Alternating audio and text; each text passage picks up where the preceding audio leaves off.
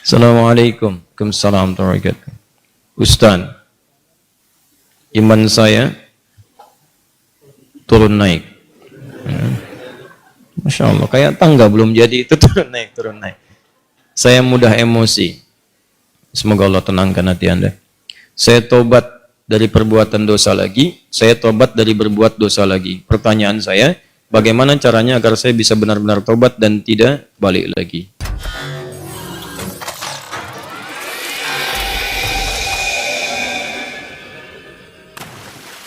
Baik. Pertama, semoga Allah muliakan Anda. Saya sering katakan bahwa saya senang dengan pertanyaan-pertanyaan seperti ini. Artinya Allah cinta, Allah sayang. Kalau nggak sayang, nggak akan diarahkan seperti ini.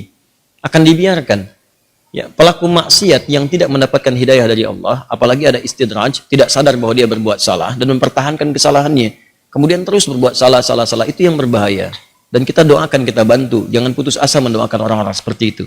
Tapi yang paling disenangi adalah jika pelaku maksiat sejahat apapun, tiba-tiba ada getaran di jiwanya untuk kembali. Saya sarankan cepat ambil, karena itu tanda sayang Allah yang pertama. Ambil itu.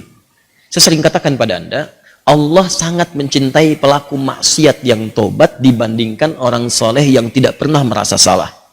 Dalilnya Quran surah kedua Al-Baqarah di akhir ayat 222. Innallaha yuhibbut tawwabin. Allah sangat cinta orang yang selalu untuk berusaha tobat.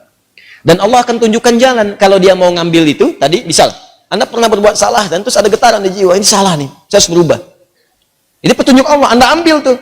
Itu langsung turun ayat di Quran surah ke-29, ayat 69. Quran surah 29, Al-Ankabut, ayat 69. Walladzina jahadu fina lanahdiyannahum subulana. Orang-orang yang serius menjemput petunjuk kami. Begitu Allah tunjukkan, Anda mau ambil. Dia serius pengen ngambil, pengen belajar, terus tanya orang. Awalnya malu-malu, setelah itu mau-mau, gitu kan? Datang ke majelis ilmu, awalnya belakang-belakang, setelah itu saf paling depan. Ustadz belum datang, dia sudah datang duluan, bahkan dia siapkan macam-macam. Allahu Akbar. Itu lanahdiyannahum subulana. Kami akan tunjukkan jalan-jalan terbaik menuju kami. Macam-macam. Tiba-tiba Masya Allah bukan cuma di taklim aja. Ada yang dapat hadiah umrah, ada yang dapat jodoh, ada yang macam-macam. Diberikan pokoknya. Jadi yang pertama diberikan itu bukan dunia dulu, ketenangan hati dulu. Jadi kalau Anda hijrah, yang diberikan pertama kali ketenangan jiwa. Ya, Quran surah keempat ayat 100, paling kiri sebelah bawah. Wa may yuhajir fi sabilillah yajid fil ardi muraghaman katsiran wa sa'ah. Orang yang mau berhijrah ke jalan Allah akan diberikan oleh Allah itu pertama sa'ah tuh. Kelapangan dalam jiwanya, tenang gitu, kenikmat. Ada sesuatu yang nggak pernah Anda peroleh sebelumnya. Biasa kumpul-kumpul, main-main, ya, menjelang Isya, maghrib, malam-malam cuma nonton, tiba-tiba taklim. Ikut ke majelis ilmu. Awalnya mungkin penyesuaian, lama-lama jadi enak gitu. Ada sesuatu yang kerasanya, saya kemana aja selama ini? Saya kemana aja gitu. Ini nikmat. Bahkan kalau udah dapat halawatul iman, nikmatnya iman, itu ketinggalan sekali, kayak nyeselan tuh. Saya ketinggalan nih gitu. Saya ketinggalan. Ya sama. Dulu-dulu sholat fardu biasa ketinggalan. Tapi kalau sudah nikmatnya iman, ketinggalan sholat sunnah, wah, kayaknya ada penyesalan dalam diri Anda. Itulah kenikmatan iman. Nah sekarang, kalau kemudian Anda bertanya, Ustadz saya pengen tobat, saya ini pengen tobat, tapi saya ini berbuat salah lagi. Kadang naik, kadang turun, kadang naik, kadang turun. Naik turun itu biasa. Itu di Al-Bukhari disebutkan di Kitabul Iman, kitab yang pertama. Ada 57 hadis di situ. Kalau iman sedang naik turun, kata Imam Al-Bukhari, buka kitab saya. Dari 97 kitab, 97 pembahasan. Pembahasan pertama, Babul Iman, Kitabul Iman, 57 hadis. Di antara hadis yang mengatakan, Al-imanu yazidu wa yantaqis. Iman itu naik dan turun. Kadang naik, kadang turun. Yazidu bitta'at. Rumusnya kalau pengen naik, maka kuatkan iman itu dengan mengerjakan banyak ketaatan. Ketaatan itu buahnya amal soleh.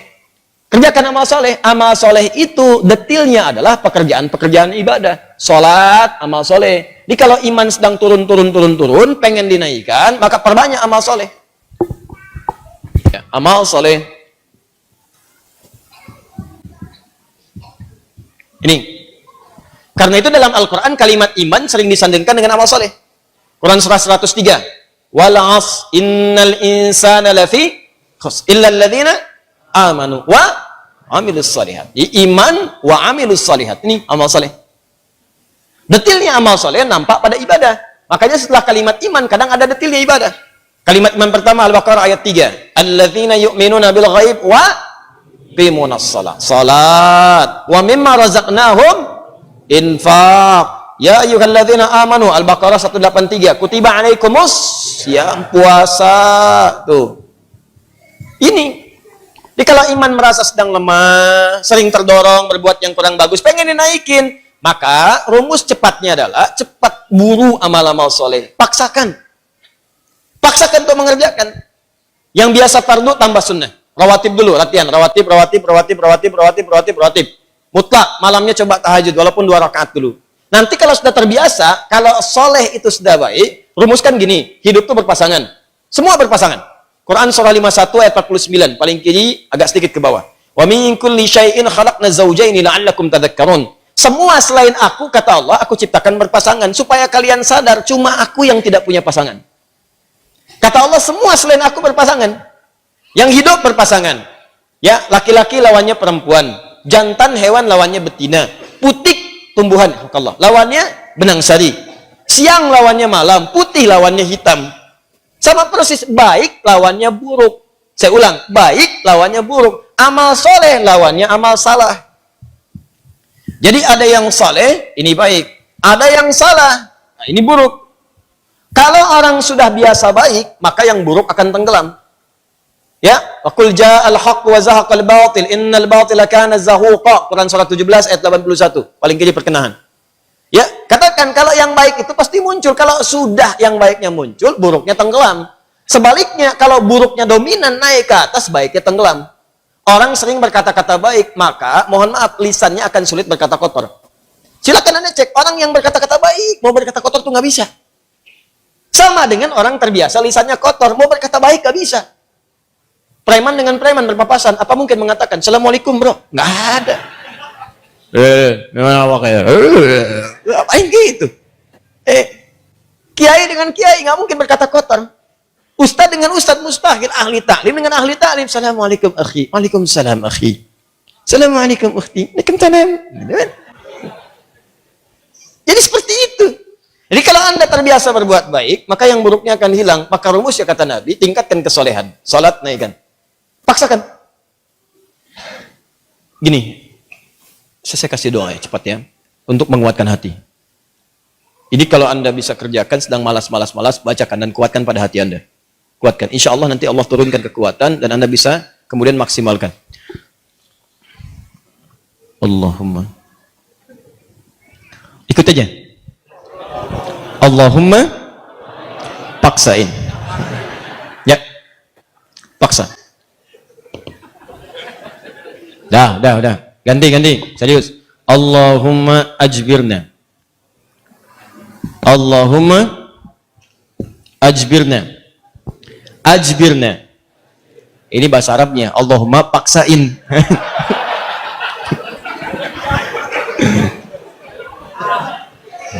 Ya? Paham? Ditingkatkan, naikin salat. Mulai dari salat. Nah, kemudian ini penting, salat itu yang paling utama karena dalam salat itu banyak kalimat tobat. Antum baru takbir aja, habis takbir kan tobat. Coba lihat.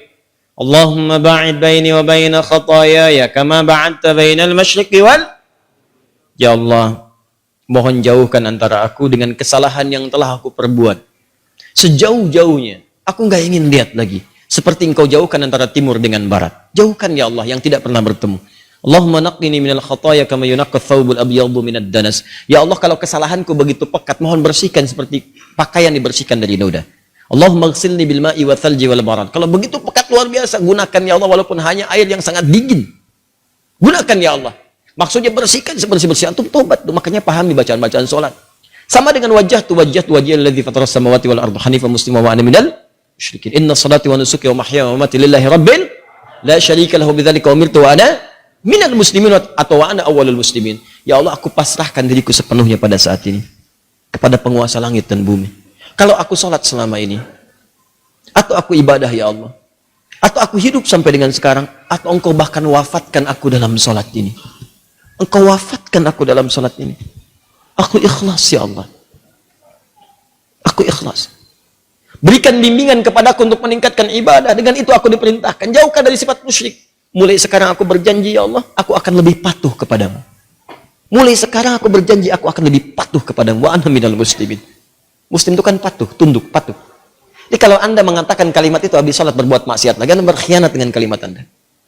Makanya sering katakan, pahami bacaan sholat, pahami. Anda akan mengerti betapa nikmatnya sholat ketika Anda memahami bacaan-bacaannya. Itu kalimat pertama. Kemudian di luar-luar itu Anda beristighfar. Makanya habis sholat kan Anda berzikir. Quran surah keempat ayat 103. Paling kanan, agak sedikit ke atas. فَإِذَا قَضَيْتُمُ الصَّلَاةَ Maka jika Anda selesai menunaikan salat, fadhkurullaha, maka segera berzikir kepada Allah. Apa zikir pertamanya? Hadis Muslim nomor hadis 571. Astaghfirullah, astaghfirullah, astaghfirullah. Allahumma antas salam wa minkas salam. Tabarakta ya dzal jalali wal ikram. Astaghfirullah itu ya Allah saya minta ampun. Ya Allah saya minta ampun. Kalau dosa merasa banyak dalam salat bersujud, dalam ruku minta. Masih kurang, merasa banyak dosa. Habis sholat minta, ya Allah ampuni saya, ya Allah ampuni. Saya merasa dosa saya banyak. Saya mengakui dosa saya banyak, ya Allah. Namun saya pun menyaksikan rahmatmu lebih luas dibandingkan dengan murkamu. Maka mohon ya Allah ampuni dosa saya. Makanya saat diucapkan itu sambil ingat dosanya, bukan cuma di lisan. Ingat dosa-dosa apa yang pernah dikerjakan. Ingat. Itu yang dimaksudkan Quran surah keempat ayat 17 sampai 18. Innamat taubatu 'ala Allahi lil ladzina ya'maluna su'an bijahalatin tsumma yatubuna min qarib.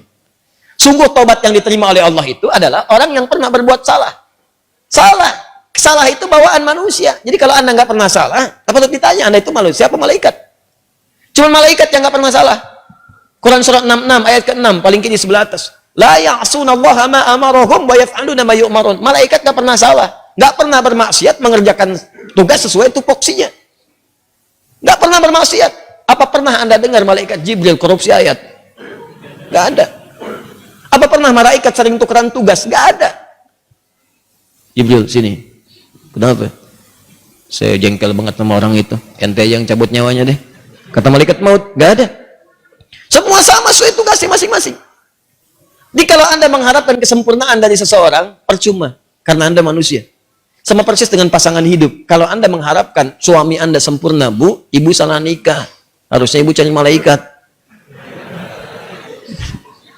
Cuma malaikat gak punya nafsu. Jadi kalau ada suami salah, wajar namanya manusia. Jangan diekspos kesalahannya. Demikian juga istri kalau keliru, wajar namanya perempuan manusia. Kecuali malaikat. Papa kenapa sih gak pernah mengertiin aku? Mama, papa ini manusia, bukan malaikat. Mama ini. Mama juga bukan setan kan? Kalau setan sebaliknya. Selalu kenal salah, gak kenal benar. Dan setan nggak mau tobat. Manusia pertengahan salah dan tobat. Setan salah nggak mau tobat. Jadi kalau ada manusia mengatakan dirinya manusia salah, nggak mau tobat, patut ditanya dia manusia atau? Itu. Paham ya? Tobat itu terus. Makanya disebut tawab. Tawab itu nggak berhenti. Jadi kalau sekarang belum kerasa perubahan ya, terus tobat, jangan berhenti. Terus tobat. Misal sekarang tobat nih, masih berulang, tobat lagi terus, jangan berhenti. Sampai Anda merasakan bahwa perbuatan itu buruk dan membencinya. Terus, jangan berhenti. Jangan terus tobat, nangis. Hari ini nangis, nggak bisa, besok nangis. Nggak bisa, besok nangis. Nggak bisa lagi, tangisi diri Anda yang belum bisa menangis. Terus. Dan kalaupun Anda wafat, Anda sedang dihitung wafat dalam keadaan berusaha tobat. Itu poinnya. Bukankah ada orang membunuh 100 orang dan dia berusaha tobat? Dia berusaha tobat, datang ke majelis ilmu. Berusaha di jalan wafat. Dihitung oleh Allah. Padahal belum tahu dia diterima atau enggak tobatnya. Belum tahu dia. Cuman dia berusaha di jalan mewujudkan tobatnya. Bunuh orang, Anda bayangkan. Maksiat itu udah hatam. Udah lewat bahkan. Ya. Dia kerjakan, tapi dia mau tobat. Dia terima getaran jiwanya. Datang, istighfar. Di jalan meninggal. Diterima tobatnya. Dan kita tidak tahu pelaku maksiat mana yang saat wafat dalam keadaan tobat. Ya, makanya ayo biasakan tobat. Istighfar. Nabi aja biasa istighfar. Nanti kalau sudah enak, ada kelapangan. Setelah itu, baru diberikan anugerah-anugerah dunia yang dirasakan hilang itu. Awal-awal tuh begitu, Pak. Kadang pengen tobat. Saya pengen tobat, ya Allah, ke masjid. Sholat, 2 rakaat tahiyatul masjid. Pulang, sepatu hilang. Ya. Kadang-kadang begitu. Karena Allah kalau sudah senang dengan seorang hamba, yang kurang baik dibuang-buang. Buang. Nanti didatangkan lagi yang baik. Kalau Anda sabar. Ya. Kan pernah ada seorang, ini kisahnya tak, seorang pemuda tobat. Terus diarahkan pada seorang syekh. Begitu diarahkan di syekh itu, kata syekh ini benar kamu mau tobat. Kalau mau tinggal dengan saya terbatas. Yang ada cuma kurma, minum air putih. Nggak apa-apa syekh, saya mau tobat. Tinggal di situ. Sehari, 2 hari, 3 hari. Begitu 3 hari, setan datang. Kadang-kadang setan itu datangnya kepada orang tobat, gak seketika. Nanti, beberapa waktu, diarahkan dia kepada maksiat. Ya, ini kisah nyata. Setan membisikkan kepada dirinya, guru kamu ini, syekh kamu, ini sabar banget, makan cuman kurma, air putih. Kamu sudah mulai kuat. Coba berbakti kepada gurumu, carikan makanan. Bagus awalnya. Keluar dia, carikan makanan. Begitu keluar, nyari-nyari nggak dapat, lompat tetangga, bakat malingnya dipakai lagi. Naik bakat pencurinya. Nggak dapat, lewat lagi, begitu rumah kedua, belum manjat, sudah mencium bau enak, bau makanan. Manjat dia ke atas tembok, begitu manjat, lihat ada tungku, ya. Di situnya di atasnya kemudian ada satu panci, ya. Kemudian dia ke situ, begitu dibuka, Allahu Akbar, 3 terong, enak banget kayaknya, baunya, yang sudah matang. Ya, dibisikkan ke telinganya, coba dulu aja, kalau enak, ambil. Berikan kepada gurumu. Syekhmu kan orang terkenal di sini. Kalau cuma ngambil dikasih tahu buat gurumu, pasti orang paham. Tuh, kadang-kadang begitu tuh. Mangga itu ambil aja kalau ditanya buat Ustaz Hadi. Awas suami-suami itu. Papa lagi di mana? Sama Ustaz Adi. Nah, hati-hati tuh. Kalimat-kalimat padahal enggak misalnya kan? Baik. Nah, begitu proposalnya tuh. Akhirnya dia coba dikunyah. Begitu dikunyah kemudian, nah karena dia sudah tobat, itu ada petunjuk di hatinya. Jadi kalau orang sudah bersih itu kemudian berbuat maksiat, nanti ada yang namanya burhan mirabbi. Ya, petunjuk Allah seperti Nabi Yusuf menerima burhan, ini salah. Ya, cahaya kebaikan yang diberikan oleh Allah kepada seseorang yang tergerak berbuat maksiat, di hatinya mengatakan jangan lakukan itu salah. Nah, dia begitu, jangan lakukan itu keliru, itu salah. Begitu mendengar suara tadi dia muntahkan, ini kisahnya tadi muntahkan seketika. Dan dia lari. Dan dia ingin ceritakan kepada gurunya bahwa dia telah berbuat salah. Dia pengen dituntun, salah saya pengen tobat. Balik lagi. Begitu balik lagi ke tempat gurunya, qadar Allah, begitu pulang ke masjid gurunya, ternyata gurunya sedang berhadapan dengan seorang perempuan. Di luarnya ada bapaknya nunggu, seorang laki-laki tua. Begitu sedang berhadapan, lihat anak muda tadi dipanggil, ya bunaya ta'ala, anak sini, sini.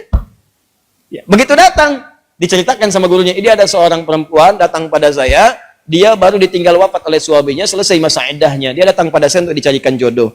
Saya tawarkan pada kamu, maukah engkau menjadi jodohnya? Nah, kalau Anda dalam situasi seperti itu tuh, wah, udah datang mau taubat, masuk masjid ada durian tuh kan? Wah, perempuannya cantik, tinggal wafat kemudian oleh suaminya, belum ada keturunan dan seterusnya, baru aja menikah, selesai masa iddah, ditawarkan pada Anda. Mau nggak? Nah, lalu laki-laki ini berkata, guru, saya khawatir tidak bisa memberikan apa yang butuhkan. Saya saja kesini numpang. Apa jawab gurunya? Kamu nggak usah khawatir. Dia diwarisi harta yang sangat banyak. Dia kesini hanya mencari pria soleh yang ingin jadi suami yang mampu membimbing dia ke surga. Kira-kira kalau ada jawaban seperti itu, apakah Anda bersedia atau tidak menolak sama sekali? Oh? Baik, maka sama seperti Anda. Diterimalah kemudian lamaran itu, ternyata bapak tua tadi yang di luar, bapak si perempuan tadi dibawa ke dalam, kemudian diakadkan. Setelah selesai pulanglah ke rumah. Kisah belum berhenti. Begitu keluar rumah, digandeng erat tangannya tuh, jalan lewat ke rumah tadi yang naik pagar itu. Ya, dia udah dagdikduk tidak karuan, dagdikduk rumahnya ini bukan kan? Alhamdulillah ternyata bukan, lewat. Begitu di rumah yang terong tadi, dia percepat jalannya. Begitu dipercepat, maka terasalah kemudian ada rem di tangannya dari istrinya tadi. Dipegang tangannya, zauji, ada apa itu nak? Sayang, ini rumah kita katanya. Rumah terong tadi. Betul. Masuklah ke situ. Aduh, celaka saya katanya kan. Begitu masuk ke situ, bertanya. Polos kayak nanya, zauji, hal anta ja'i? Sayang, kamu lapar? Jujur dia, nah, saya lapar. Saya 3 hari makan cuman kurma, minum air putih gini. Alhamdulillah. Baik, tunggu sebentar. Begitu ke dapur dia lihat, wah, terongnya kan bermasalah tuh. Pancinya kebuka, lihat. Rupanya dia menyiapkan terong itu untuk suami barunya. Begitu dilihat terong yang bermasalah, dia teriak, siapa yang makan terong saya? Katanya. Tahan. Kalau situasi itu terjadi, bagaimana respon Anda?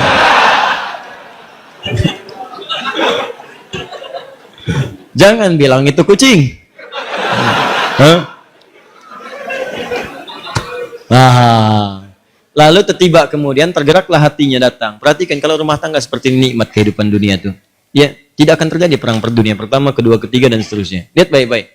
Datanglah suami ini mengatakan dengan jujur, zauji, sayang. Ini di Quran tuh gini, selalu laki-laki perempuan tuh zauj. Kecuali dalam masalah nanti warisan menggunakan zaujah untuk menunjuk kepada gender perbedaan hak waris. Zauji, sayang. Kisahnya begini katanya. Aku ini sebetulnya mencarikan makanan untuk guruku. Lalu setan membisikkan sampai tiba-tiba ke sini aku buka ada terong, aku cicipi. Tapi demi Allah, tidak aku telan, aku muntahkan karena takutku kepada Allah. Sampai aku kembali tadinya mau tobat, sama guru dipanggil suruh nikah sama kamu. Sampai ke sini. Dia jelaskan semua kisahnya. Apa yang terjadi? Kalau ibu mendengar kisah tadi, apakah ibu akan balik lagi kepada guru mengatakan? Kalau ini terjadi pada setiap perempuan, maka damailah kehidupan di rumah tangga dan di bumi. Tenang kehidupan di bumi. Perhatikan kata perempuan ini. Apa yang dia katakan? Bagaimana anugerah Allah diberikan pada pemuda yang tobat ini. Ahli maksiat, tobat, dapat ketenangan, dan apa hasilnya? Perhatikan. Wallahi, demi Allah. Secuil terong yang engkau muntahkan karena Allah itu, maka Allah ganti dengan seluruh terongnya, panci tempat terongnya, rumah tempat terongnya, plus pemilik terongnya.